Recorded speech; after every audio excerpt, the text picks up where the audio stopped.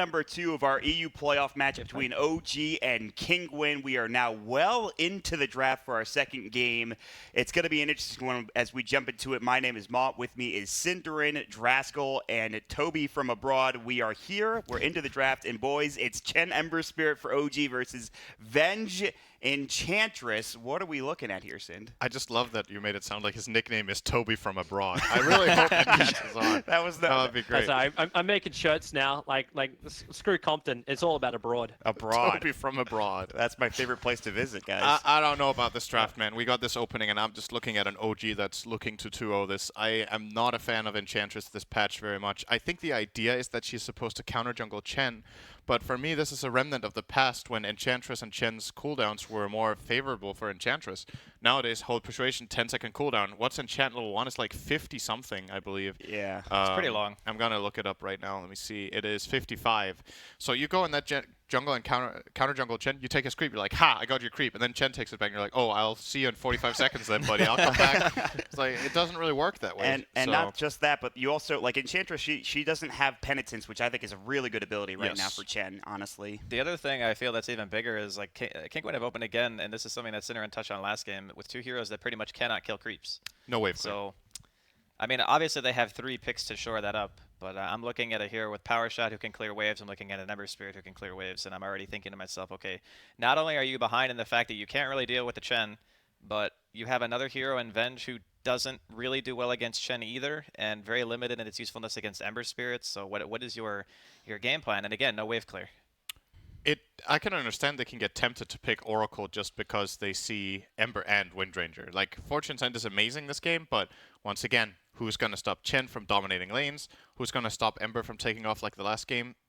Like, Oracle's not an Ember counter in my book. It's decent. Like, you have something, but it's not one of those, oh, damn, they picked Oracle, what do we do? Yeah. You still just maybe play it's your just, Ember. Maybe it's just the early enabler. Like, you're getting a VS and an Enchantress, and you're first picking up the Vengeful Spirit. Maybe it's just meant to be full aggression. Get a Huskar on the first pickup and go for it. Yeah. I think they're going to go Drow. I feel like that's the only thing that really makes sense here for a Kinguin's draft. Either you go Drow and you just all in on winning your lanes and playing with your 4 ranged heroes and dealing damage, or you need to pick some serious wave clear now because you don't have anything.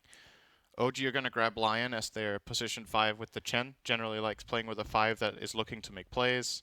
They did the Huskar. It is the Huskar. Well, they have no wave clear, man. I don't know. I feel like Kinguin... It's all out aggression, man. That's all this is going to be. It's just straight up aggression. How do they get in a position where this Huskar can start taking towers when they can't kill the creep waves? OG can just spam out waves all game if they want to. They have Power Shot, they have Flame Guard, they have Chen wave clear. Lion is okay-ish, and I would imagine even their last pick that they're going to get for either Topson or Ana will have even more. I'm just concerned looking at Kinguin's draft. They have Oracle Huskar, so there's absolutely a way of setting this up by getting a Roshan and trying to ball down a lane, but it's under the condition. If they lose their lanes, I feel like this game is actually unwinnable. They have to do well in lanes somehow. Yeah. And so my big question mark is still how does Ench do that? Once you just run Ench as that 3 position, you turn her into that DPS range kind of killer, and then put the Oracle VS +1 on the off lane for Kinguin. And so then let the safe lane Huskar run Ench their for mid. Exotic Deer. I mean, more than likely, I was talking about how I don't like the Ench against Chen for the counter jungling purposes, so I don't think they're going to do that. I don't think that was the idea at any point in this. It's just core Ench has lost a lot of its potential, a lot of its power by having nerfs to the first spell until you have high levels. The Untouchable is not as useful, and it still has those glaring weaknesses with wave clear. So I think I agree. You probably put the Enchantress in a safe lane role and try to put pressure on the enemy safe lane. But you got to be careful with what Chen can do to your lanes. This Huskar is likely to go mid, and that's the other thing. You need to show what lane Huskar is playing now, probably. And he can get counterpicked. Huskar doesn't win every lane. Yeah, this is... He actually loses to Windranger, I think. They could just put Windranger mid. He could get control this game, too. Like, even if he tries jumping on somebody, don't you just pick more control heroes for OG, and then he doesn't do anything in this game, it feels like. I don't know. What fixes Kinguin's problems? I feel like that has so many. It just has to be all out aggression, right? Like, even if like it's VS or Enchantress core, either way. Yeah, but like aggression is one aggro. thing, but you have to remember, like, they can't kill any creeps. So even if you're very aggressive in one lane, you could have an Ember Spirit in another place in the map and a Windranger and whatever the heck OG decide to last pick for Topson or Ana somewhere else. It's the same story as what happened in game 1. Wow, okay, I'm not even kidding. I was actually thinking they could pick Tide, but I don't think it's good. I once again don't think it solves their problems. This is again, it's a ball up and go down one lane and hope for the best, but you have to win the lanes. Tide is not a lane winner. He wins against very few heroes. I think OG have the tools here, but we'll see. We'll see if Kinguin can somehow make this work. I will say if they win their lanes or do well enough, and they get an Aegis and they manage to go down a lane before OG are online, this is winnable. But the timing window and the difficulty of execution for this dire draft, I think, is really high. Like this needs to be crisp. So they're definitely putting themselves under pressure, which is a bit reminiscent of Game 1. Like the execution for that dire lineup was super difficult. The games are just hard to play. OG have some time to think here. What do they get? I feel like they would want to get a hero that just does well against Tidehunter. They got monkeys still available. Or actually not against Tidehunter. They want a laner against Huskar. I think either they put Windranger mid for Thompson and get an offlaner for Mad, or they put Windranger offlane and counterpick the Huskar. They could just dual lane mid. They don't have to. I don't like that so much. I wouldn't like that solution as much as other options. The Chen will, because if you want to dual lane mid with Ember, because he's still gonna get crushed by Huskar. Either that or whatever they pick for Thompson, assuming Anna's playing Ember. Whoa, interesting. That's a hero that can lane against Huskar. Yeah. This is a team that's like, okay, they have one play, which is to go down a lane. We're gonna split push. It's Thompson Okay. That's Windranger. basically it. Yeah. It is. And Alright. Mad is gonna be playing Fury. I like this pick a lot. I think this is. It just shows that OG understand what they're up against. Like this to me is, okay, we're gonna have a strong laner who can join fights early, and if the enemy team start trying to ball up, he will be split pushing like crazy. So he's putting so much pressure on them. Like when they start going down a lane, you put a clock on them basically. Because Fioren's pushing somewhere else. Who's gonna defend? This lineup has 0 catch from Kinguin as well. Like no way of actually stopping the Furion. It is completely all in. So it sounds like you guys are pretty. I think I know what team you're pulling for in this game. Yeah, I feel like this is a pretty big outdraft. I would be shocked if OG don't win. Yeah. That's and Kinguin already down 0-1. The good news is there's a lower bracket, but OG clearly dominant in Game 1. Looking like it's going to be more of the same in Game 2. They do have a Huskar. I mean, you kind of can rely on this hero to take over the game, but the big issue, like you guys were talking about, is wave. Whoa, what is? Okay, my map was all screwed up, but anyway, we'll give it to. Sorry, but mine did the same thing, Maut. It was real screwy. It was like upside down, wasn't it, or something? Yeah, it was upside down and in the bottom right corner. I got really confused for a second, but that'll do it for me and Andy. So Toby, Sin, you guys take it away for game number 2. All right, Sin. So now that we've established the fact that this game is gonna be really close and the draft's like massively like not won by one side, this game should be interesting now, right? I mean, once again, there is a chance, right? It's not like the dire auto lose. There's just some games where you look at the draft and you feel like, I favor this team 9 out of 10 times in this game, and that's how I feel about the dire. That doesn't mean they can't win, but I will be able to give you an almost 100% accurate assessment of this game minute 10, if they will be winning this game or not. There is so much pressure. I will check in at minute 10, begin the countdown, everybody, to minute 10. I want to see how this aggro lane goes, like, because with the VS and Ench, Oracle, like how much do they actually get? And who do they get it against? Like you know Anna's gonna be running in the safe lane. But Notel can rotate down there. The Chen can also move over too. Ench is... They have 2 ways of removing Flame Guard. They have both the Fortune's End and Enchant in the lane. So it's definitely not that bad, but yeah. We'll see how it goes. I would say what OG can do is they can concentrate on the other 2 lanes and let Ember catch up, or they can help Ember a lot with the Chen from the beginning, which looks like they will be doing, like you said. So yeah, Jerax is already down here. Mr. Blightstone. before we truly get into this game, I just want to say whether or not Kinguin do lose this game like we are expecting them to, it's at least nice to see them like coming in with a plan and being creative and doing something else. But sometimes you can be a bit too cute or a bit too creative and your lineup just doesn't work very well. I'm saying that before the game even starts. I hope they have a good showing here and that it gets a bit more exciting than that. But at least they thought through some fun stuff. They definitely have been. I'm sure OG are surprised. I'll tell you that they were not expecting these 2 drafts, so it's something different from them for sure. Yeah, I'm wondering too if that's when OG like seeing that Seb's hero pool, like when he had 5 of his heroes being banned out, and then being able to pick up the Spirit Breaker and still make it so effective in a synergy with an IO, just shows better things for OG. If you don't always get the exact draft you planned for, you can still do some good work. I'm watching this mid lane. Observer was being planted down, but it's Alicia who's going to get zoned out by Jirax. I think he also saw the observe wall being planted.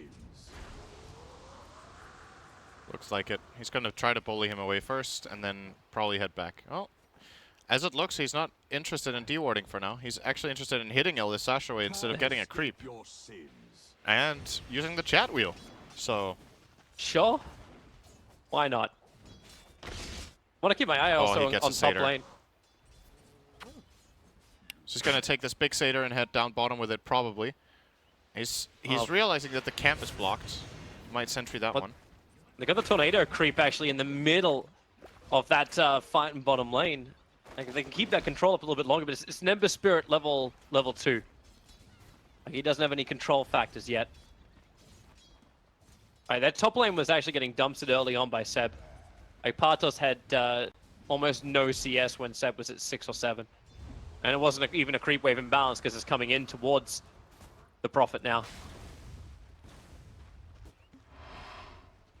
I didn't actually realize that Jerax had this Wild Wing when he was hunting the Venge. I was like, he should be taking a creep here. What's going on? But he already had it. I never saw him send it down there. Oh, this could be first blood. No Tail is out of position and killed off by 3. Yeah, that was odd. Like, he wasn't that close to the tier 1 tower, but they're running out of a creep wave, and the Chen wasn't really there to support. Nana doesn't really do much. Like, he's a Sleight of Fist Syrian chain. He's an extra control factor. But now they just go again. Gargoyle, throwing him out. They just root down No-Tail. Well, if at first you don't succeed, die and die again. That was... Second time he'll drop. He wanted to break the clarity that was running on, I believe it was the Enchantress. And, well, job done, but was that worth it? Probably not. Doesn't feel like it. Like, it's meant to be OG who has the early advantage. Thompson's actually in real trouble in mid. I think, does he burn to 5 of those spears? He's fine.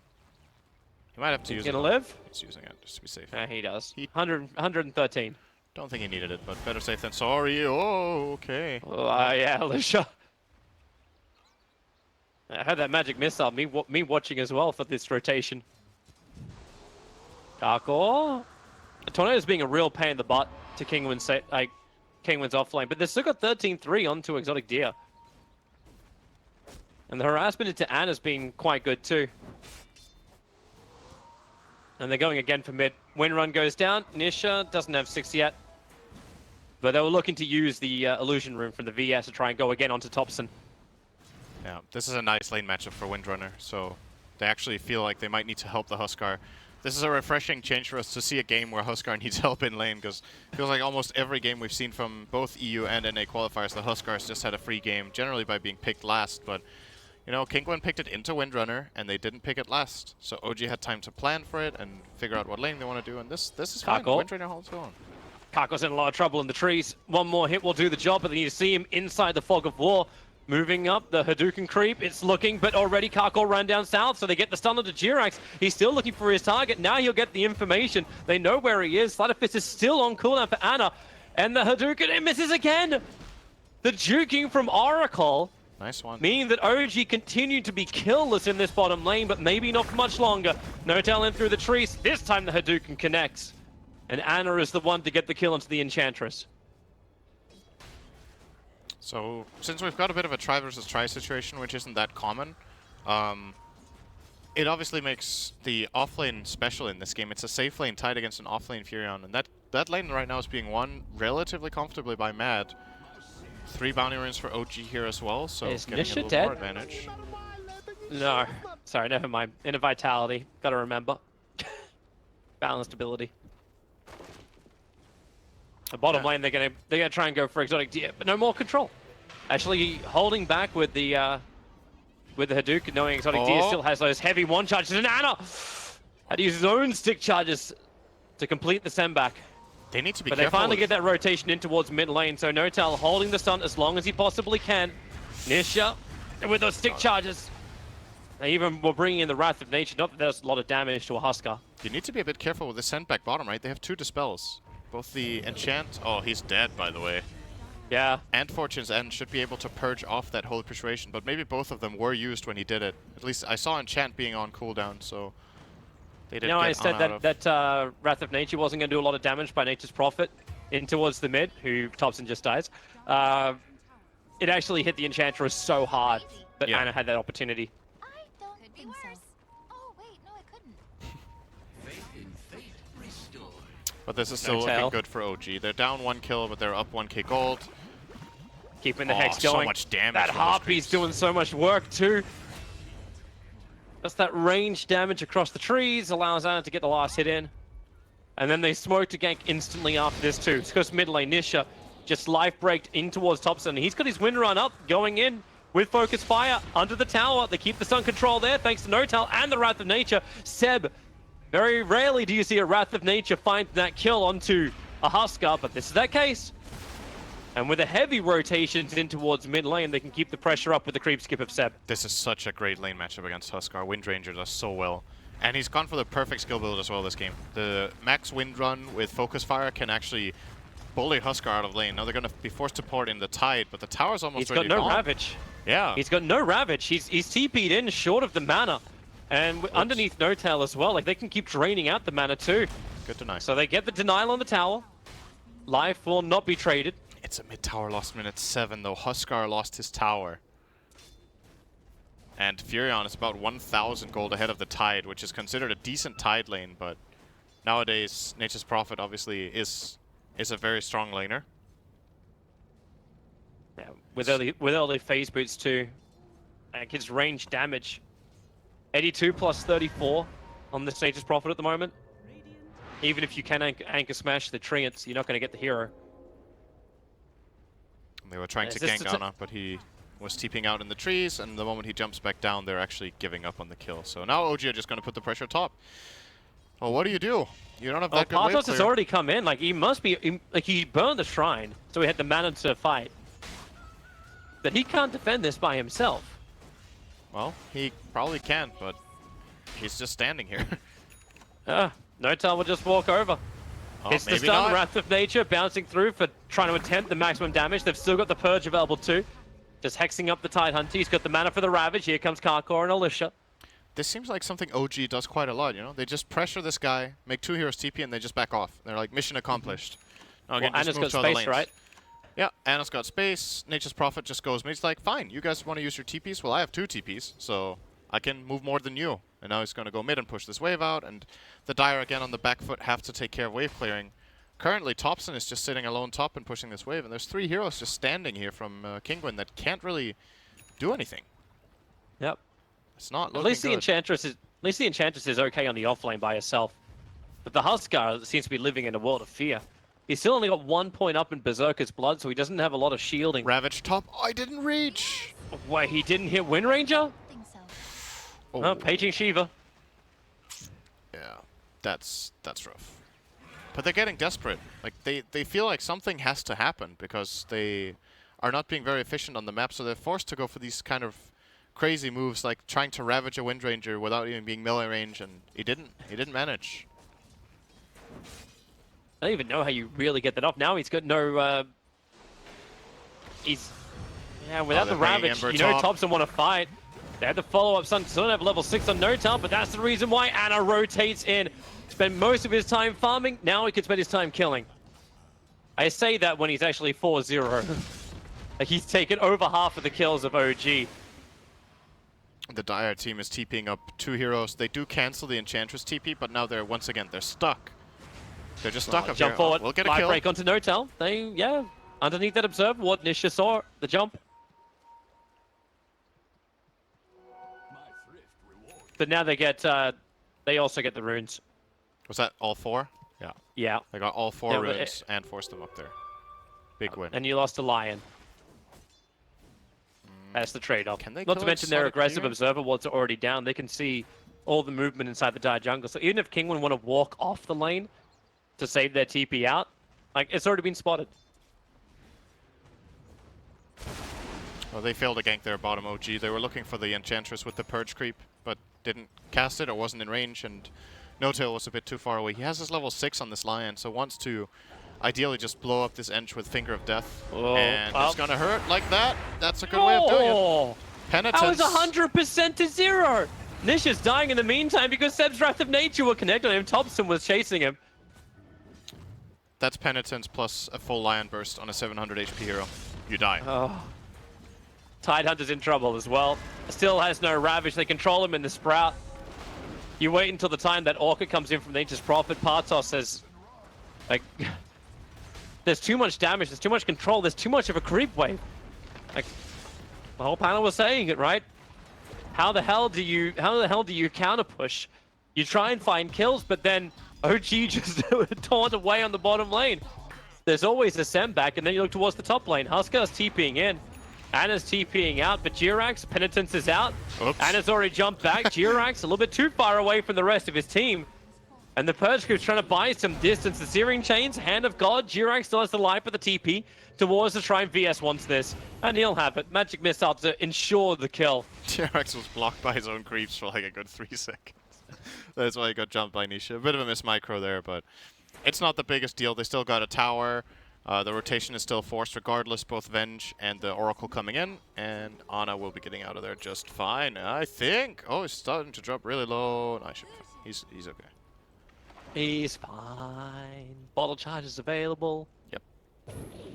He'll He has the come boots back of travel, so again, OG with just the understanding of what Kinguin's lineup needs to do and can't do. So now both Ember and Nature's Prophet will be pushing lanes very effectively, splitting up Actually, the map. cannot believe like the net worth all three of them have got. Like Wind Ranger as well. Thompson's found so much time just to farm in the lanes as well. That's a 6.6k net worth Nature's Prophet. Yeah, Seb's got an Orchid, minute 12. Orchid phase, Yeah. Aquila. He's rich. He's going to TP back I to base wonder- to pick it up, and now he has the TP spell. I'm interested like who his priority target is in the fights with the Orchid. Lion, trouble, no tell. Probably wasn't expecting that many heroes. Get swapped up the hill. And not taking any chances for him to run away.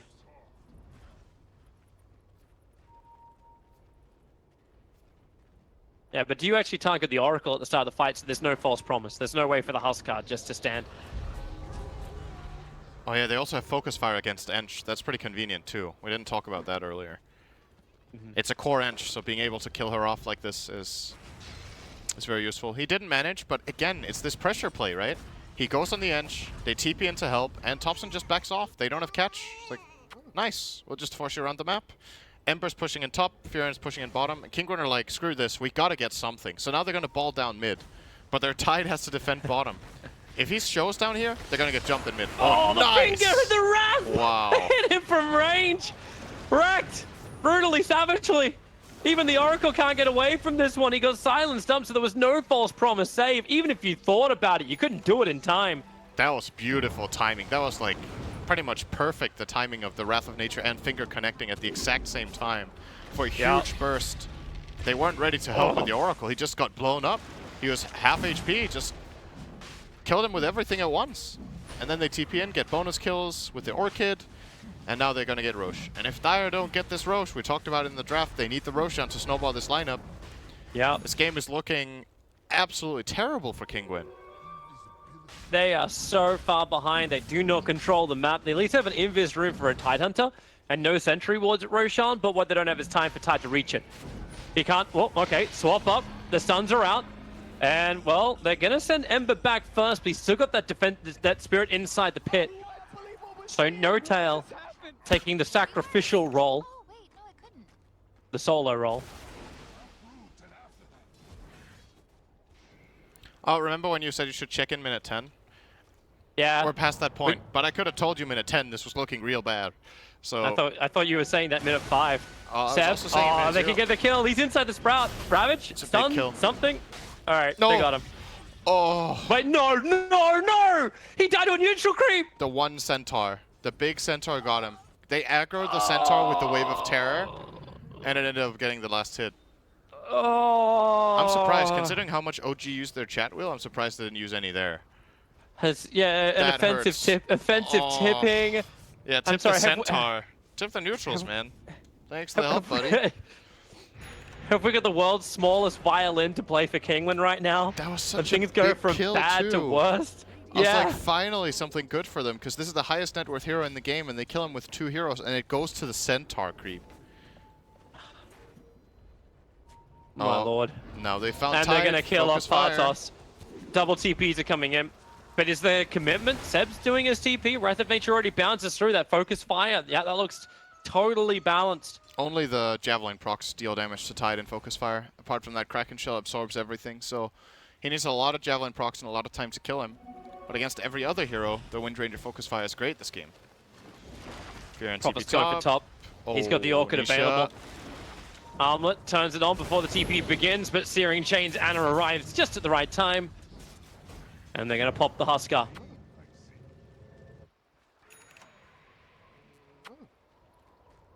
Okay, that is creepy.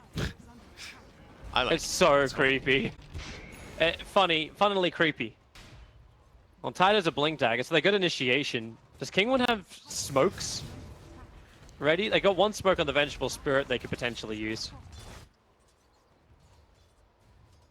But they're also losing bottom lane. It's almost too easy for Thompson just to keep the pressure on bottom lane. He's got the Observe Ward for protection. He's got Seb who can TP in at a moment's notice. Even Anna with BTs can... They're just so global.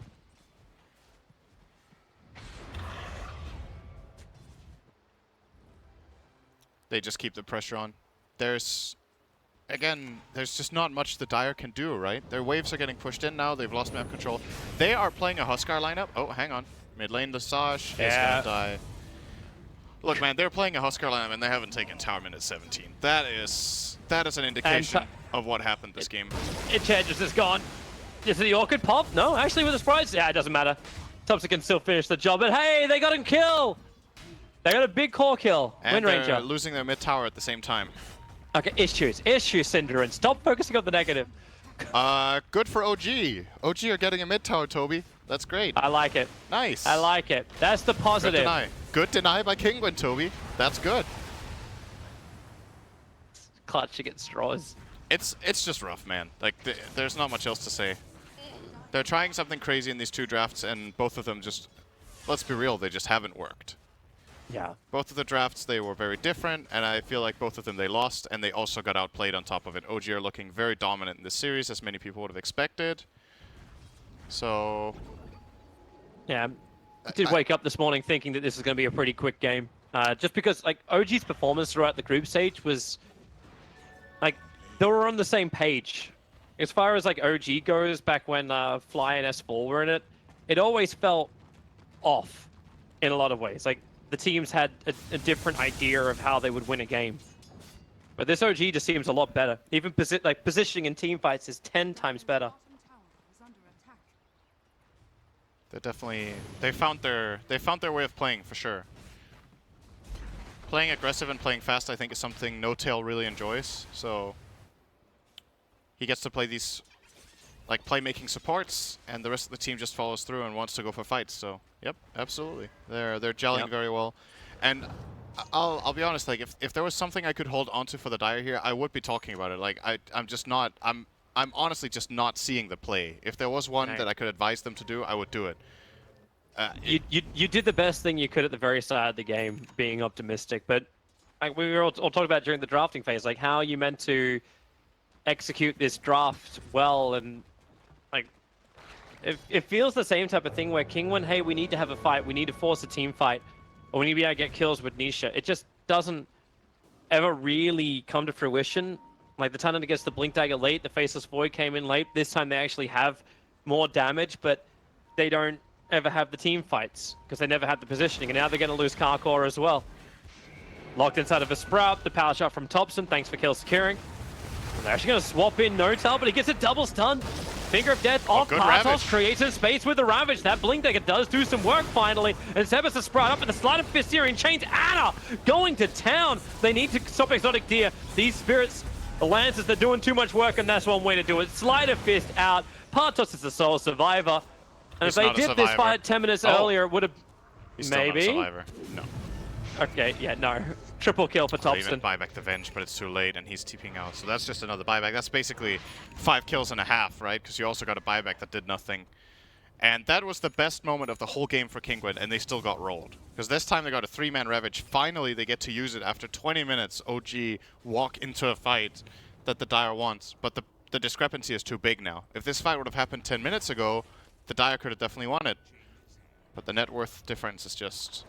They're too far ahead on items. Yeah. And there's no easy answer to it. Like, taking these fights, sure, but now that's the Blink reveal. That's the Tide Ravage. that hits, OG will not allow this to happen again. Like, they were very clustered walking up that stairwell. And the reason I'm saying that I don't see the play for Dire is that this is the thing that they need to happen, right? Like, they actually need a 5-on-5 fight where Tide gets a great Ravage and they get to kill people, but it's not in their control. That's why it's a difficult play to recommend. You can't just be like, tell OG and all chat to meet in the river. Like, that's basically, you can't force OG to take this fight. It needs to be OG's choice. Oh boy, and they're going to lose the Tide Hunter as well. At least he can crack and proc, walk away a little bit fast, but trapped inside trees. The silence of the Vengeful Spirits, no swap out. Meanwhile, Thompson taking his own engagement. So they kill the Tide Hunter up in the lane. Thompson almost, in fact, does kill Exotic Deer with the death power shot. Nisha gets something out of this fight, but Penitent Man shall not pass. Husker up onto the hill. Anna is hunting the back lines. So say goodbye, really, to Kinguin. That's them done in this winners bracket, in this upper bracket. There's 5 heroes down. They're being double racked because Seb's already TP'd down to the bottom lane. 20 seconds before they even stand a fighting chance here, because Oracle will spawn 10 seconds before everyone else. Have we seen False Promise cast this game, by the way? I don't think so. It's been 22 minutes. No. He had an opportunity there to cast it on the Tide, and he was mid-animation, but got stopped. He wanted to cast it as late as possible, and then they just bursted the Tide instead. And then he got killed after. There just seems to be too much interruption, that's all. Like, and even if they were moving forward, like Anna's even built to Silver Edge. He's got the money to buy it once the courier goes to the side shop, so they're going to break the Huskar as well. Or the Tide. There's no... Or the Tide Hunter. Yeah, there's no protection. So what did they get here? They got a tier 3 and a melee Rex, and they got 2/3 of a tier 3 bottom. Oh, they're chasing No Tail. Yeah, No Tail doesn't have his stun available. He's draining out the mana, but he's being sent back and still gets the double stun. And Seb is just pushing in bottom. So the Dire, once again, going to be grouping up as 5 and running from lane to lane. Anna's going to kill. Oh, okay. Ravage forward. Clips the backline chamber, then Slider Fist, the power shot! It goes so hard through the Enchantress as well as the VS. And they're not even being buffed up. He just has the 100 power shot bonus damage. Right, Seb's being systematic. He's getting rid of these shrines. Yeah, that Ravage use is Elena Rax, probably. If OG want it, they can look to push a second lane. They could go to bottom. They can also keep map controlling and get the next Roshan if they like. The whole game is basically completely under their control. Well, Roshan's 1.5 minutes away. So that gives time at least for the Ravage to come off. Actually, it'll come off cooldown by the time OG push high ground. If they wait for Roshan. Yeah. BKB on Huskar. This is finally something that will help them out a little bit, but it just feels too little too late. BKB is an item that Radiant don't have many solutions for. Only really the Focus Fire will be able to break through Huskar, but not even that, because it will block the Maelstrom procs as well, and Wind Ranger's damage is not that significant just yet. So at least Nisha will stay alive in a fight if he gets one. Man, you played Oracle Huskar for 25 minutes and you have an Oracle Zeta Huskar. Like, think about that for a second, how ridiculous that is. Damn. That's their strategy. Their strategy actually hasn't been used yet. The whole game. So when it's used, everything will change. Everything will come up roses. I love it. Positive thoughts. Winner thoughts. That's how you get to TI. I think you draft differently than this to get to TI. To get to TI? Yeah. That's my professional opinion on these two games, is that you don't pick like that. And you also have to play better. I think under even circumstances, OG is still favored, because their execution and their game understanding is better than Kinguin's. That means if you go into the series and you do something crazy in the draft, which I like if you feel like you're an underdog and you come up with something creative and you want to try it, you try it. But I just don't think their ideas were good enough. No. So. Well, Anna's not giving up on this bottom tower. He keeps going in by himself. TP back TP actually got cancelled. So yeah, he actually finishes the tier 3 tower on bottom lane. And Anna goes into Silver Edge, so he's looking to hit Exotic Deer. So now there's no one touch. We'll beat through him, and hey, False Promise! Yep. Saving the Enchantress. That's true. That's the third hero they can Silver Edge. The Untouchable away. That's also nice. Well, he stays alive. That's a False Promise and a Roche for the Radiants. Yeah. They just bought the time. I do believe this cheese will be going to Thompson, and they will put the Aegis on Anna. Well, take your bets. Anna gets Aegis. And then it gets cheese. He's probably going to pass it on, though. Or maybe they want I to know have both. BT to that creep on bottom. There's just a set of Mind Stealers sitting there. So he's always got a unit that you can just bounce back to bottom lane That's on. really nice. Nice little detail from OG there.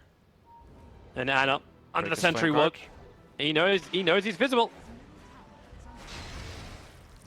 He wants to hit Nisha. It's the only place they can sit.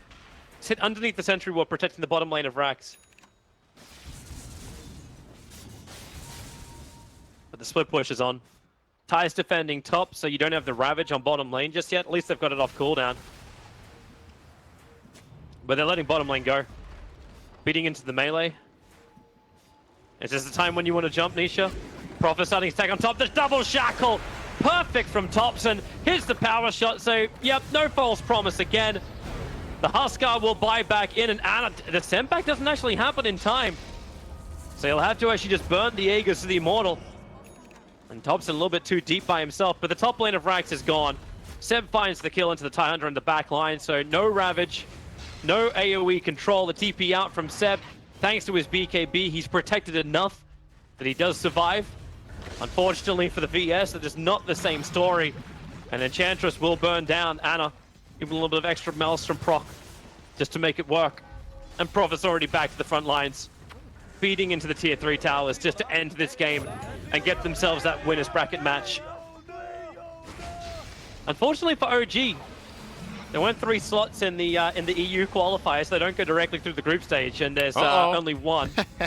It finally happened. Hang on, he died? They were sending him back with Chen, but he got purged by Oracle. I was like, oh, wait a second. I'm not going back to base. But it does not matter. There's the GG. Absolutely destroyed by OG. Well, that was a quick series to start the day. We still got plenty to go. Great. This is a 4-series day in the EU playoffs. Every single series except the grand finals will be played today, I do believe. So this was the first upper bracket semi. Then there's the second one, the upper bracket final, and the lower bracket round one. No, wait a second. Oh, they're actually doing all of that? I think the lower bracket final is tomorrow. It is tomorrow, my It bad. is, I yeah. counted wrong, because there's 6 series, not 5. It's 4 today total. So, Yeah. So 2 upper bracket series and a upper bracket final. First round lower, and then tomorrow the second round lower and grand final. So yeah, there's 6 series, not 5. Oh, boy. 4 of them today, though. It's not really much to talk about during that game. I don't think so. You guys want to do this quick? Well, Yeah, I think I heard more analysis from snydereN during a game when Techies was picked, aka Gem pickup. Gem is lost. Buy a gem. Bye, Jim. Andy, you got anything, buddy? I think it's the same exact story as game 1. They picked heroes that they had to play perfectly in order to win, and they didn't play perfect, so they lost. I Yes. think even if they play perfectly and OG do as well, they don't win anyway. Yeah, actually, that's true. If both teams are playing super well, OG can't lose this I game. would even argue that the game 1 draft was better in that sense than the game 2 draft. It was. I think this was one of the bigger outdrafts I've seen. The whole It was so qualifiers weird, too, across all because regions. it's like Kinguin were picking the heroes so fast, it's like they knew what they wanted to do. And if that's what you wanted to do and you knew that going in, wow. Maybe better strategy for the next series. I basically think everything we talked about pre-game is exactly what happened. Yep. Like step by step. Yep. We were spot on this time. Good job, team. Wow, it was really difficult to Really guess that hard one we got there. Yay. But Yeah, way to downplay yourself. Just you need to make yourselves look good. Be like, yeah, nice one. we really called it there, guys. Yeah, that was good. We should feel good about ourselves. Definitely feel good about that one. Okay, so the big takeaway, OG is still undefeated. Yeah. After that series, they have still average game time around 25 minutes, I would say so far, with the exception of that one Kinguin game. This entire series took 1 hour, right? It was 28 minutes in this game and 32 in the first one, I believe. Yeah. So Something 1 like hour. that, yeah. And their last game against Kinguin was more than an hour. I think these 2 were faster than the one they had in the groups. Yes, I believe so. So, well, Kinguin tried something new. It didn't work. Now they're in the lower bracket. This was the matchup they were definitely supposed to lose. So now they get something to look at and think about going into their next match, which will be against either Blinkpool or Wind and Rain. Wind and Rain, whoever loses that one. And that'll be our next series. Remember, there is only 1 spot for the EU qualifier, so OG already getting through to the next round. Very important for them. We will have a break. It is Wind and Rain and Blinkpool coming up, though. I think we've analyzed this one to death, so we will get out of here for a moment. We'll see you guys in a few minutes. Stick around.